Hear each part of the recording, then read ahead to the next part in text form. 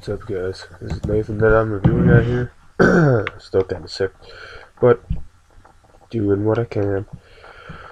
Anyway, today I'm going to be reviewing the new album from Red. It's called Beauty and Rage, and it's Red's fifth album. The band made a pledge music campaign about this album, and fans funded the album by donating money to the campaign. Fan-funded albums are, I guess, an okay idea, but it feels like more and more bands are relying on that. So, I guess we'll see where that takes these bands. This album is a little over an hour long, so it's definitely the longest album Red ever released. I feel as though Red's material hasn't been as good as it used to be, but I still liked Release to Panic a bit. It had a few good songs, but the main thing was, I felt it didn't have as much emotion as the band's earlier material did. However, they definitely bring the emotion back in this album. The song Darkest Part is probably the best example I can think of. I mean, Michael's vocals are just packed with emotion on this song. I love the feel and I love the lyrics. It's definitely one of my favorites on the album. And this album, it's chock full of hard-hitting songs like you expect from Red, such as Imposter and Fight to Forget, that just get you up and moving.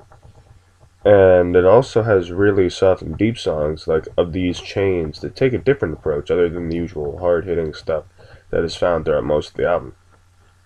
And I also happen to like the fact that Red incorporated a lot of symphonic elements to this album, much like they did with their older stuff.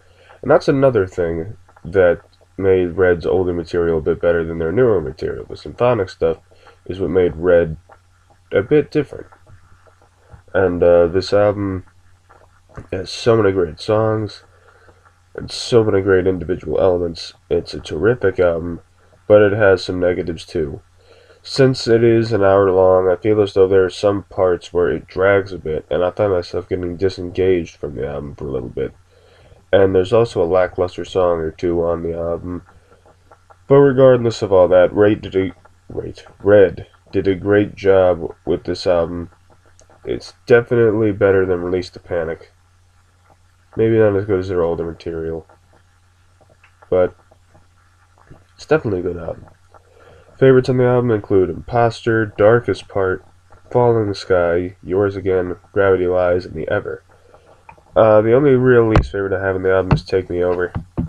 And overall, this album gets an 8.5 out of 10. I love the album. Red did a good job with it. Best material in a bit. And can't wait to see what else Red can do in the future. Well, that's about all I have to say about that album. What did you guys think of Red's album, A Beauty and Rage? Or, what do you think of the band in general? Let me know down there. And also, social media stuff down there, cannot seem to advertise that enough because I never get any new followers or anything. Facebook, Tumblr, AskFM is down there if you want to ask me any questions. I'm wanting to do Q&A stuff, but I can't do that if I don't have any questions. And yeah, that's about it.